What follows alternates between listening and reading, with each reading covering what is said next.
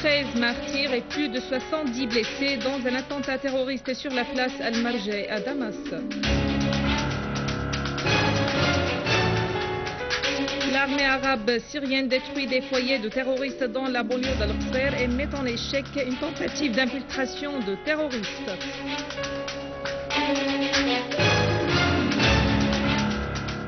Lavrov affirme que la Russie ne cache pas l'exportation d'armes vers la Syrie et tout État a le droit de se doter d'armes défensives à condition qu'elles ne soient pas prohibées.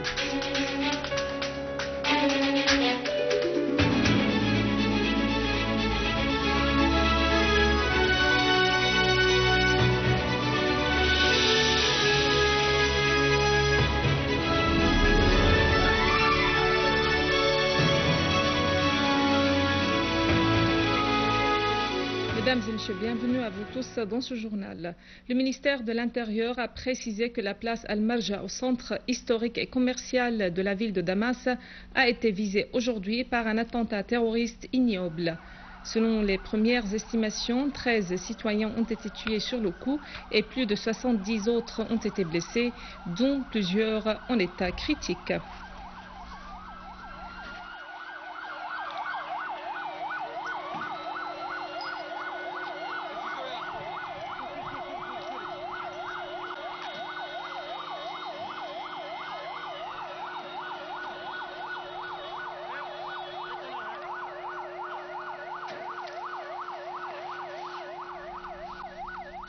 Une source du ministère de l'Information a précisé que le terrorisme soutenu et financé par l'étranger a commis aujourd'hui un crime odieux par voiture piégée, tuant des civils syriens au centre historique et commercial de la ville de Damas.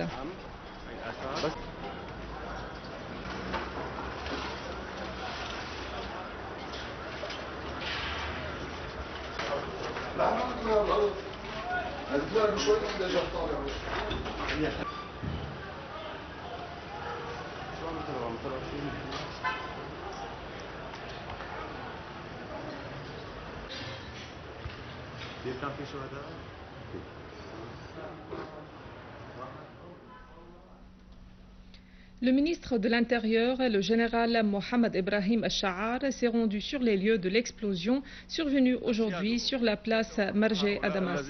Le ministre Al-Sha'ar a affirmé que cet acte terroriste est la preuve de la faillite des terroristes et de leurs commanditaires, soulignant que seul l'ennemi israélien bénéficiait de telles explosions terroristes.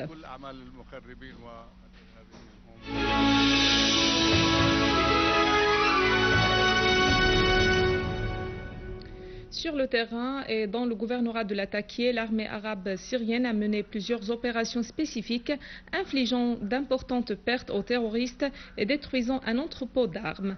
Une source militaire a précisé qu'une unité de l'armée a repoussé avec l'aide des habitants du village de Kharbet Soulas une attaque terroriste contre un point de contrôle de l'armée arabe syrienne, tuant tous les assaillants. La même source a souligné la destruction d'un certain nombre de missiles dans un entrepôt d'armes et d'une grande quantité de munitions. D'ailleurs, de nombreux terroristes affiliés au Front Al-Nusra ont été tués près du village de Ramam dans la zone rurale au nord du gouvernorat de Latakia. Et dans la banlieue d'Idlib, une unité de l'armée arabe syrienne a détruit deux canons de mortier et un foyer de terroristes près d'Al-Janoudiya dans la campagne de Jisr Shourour. Des terroristes ont été tués et d'autres blessés dans une opération spécifique de l'armée arabe syrienne contre des repères de terroristes dans le village d'Al-Houez, dans la région d'Al-Rab, a indiqué une source haut placée dans le gouvernorat de Hama. La même source a ajouté qu'une autre unité de l'armée arabe syrienne a détruit des caches de terroristes de Front Al-Nusra dans les deux villages de Kafr Nabouda et d'Al-Karkat dans la campagne nord de Hama. Et dans le gouvernorat de Homs, l'armée arabe syrienne poursuit sa mission antiterroriste. Dans le secteur rural à l'ouest de la ville d'Al-Qusayr, l'armée arabe syrienne a poursuivi ses opérations de ratissage visant les repères de terroristes où elle a repoussé plusieurs tentatives d'infiltration à travers la frontière libanaise, infligeant aux terroristes de lourdes pertes. Une source militaire a affirmé à la télévision syrienne que les chaînes satellitaires soutenant les terroristes ont diffusé de fausses nouvelles sur un contrôle présumé du secteur de Tal al-Khadra à Daraa par les groupes terroristes armés. La même source a affirmé que l'armée arabe syrienne a repoussé les rebelles et les a neutralisés.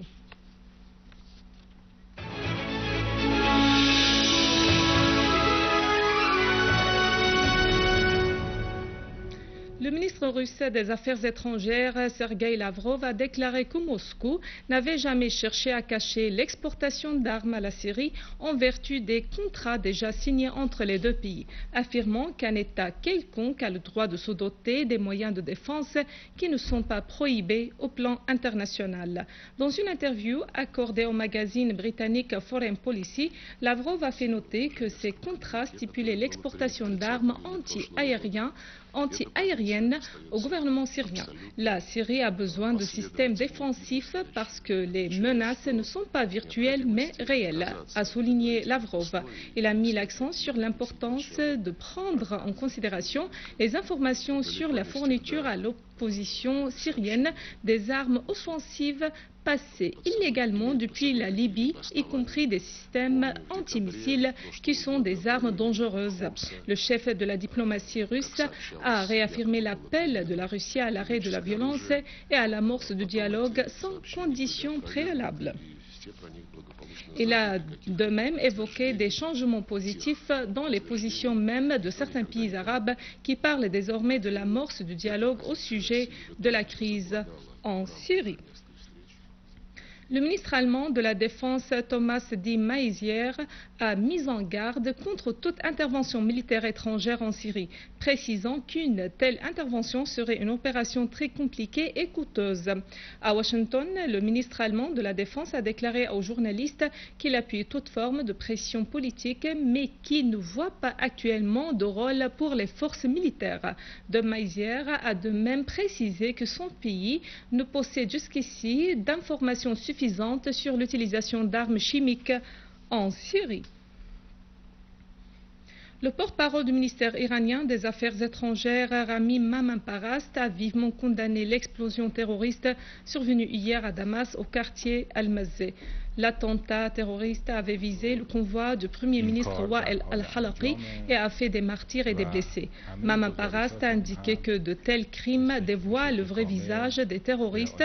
Il a fait porter la responsabilité du crime aux pays dans la région et en Occident qui soutiennent le terrorisme et l'anarchie en Syrie.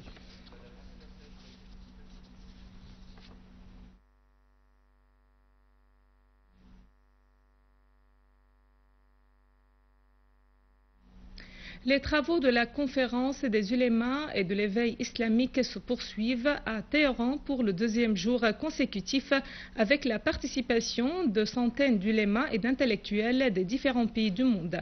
Les participants ont affirmé que la divergence réelle dans la région était entre l'axe de l'arrogance géré par Israël et les États-Unis d'une part et l'axe de la résistance qui œuvre pour l'indépendance et pour la libération des territoires arabes occupés dont en priorité la Palestine.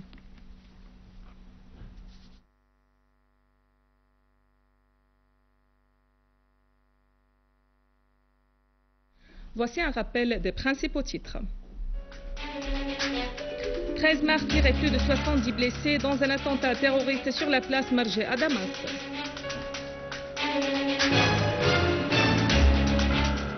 L'armée arabe syrienne détruit des foyers de terroristes dans la banlieue d'Al-Qusayr et met en échec une tentative d'infiltration de terroristes.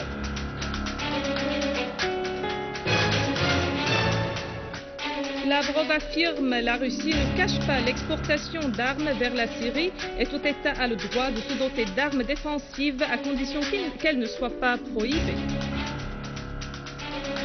Mesdames et messieurs, c'est la fin de notre édition. Pour la revoir, visitez notre site web syrienonline.sy. Merci à vous, merci à toute l'équipe. Au revoir.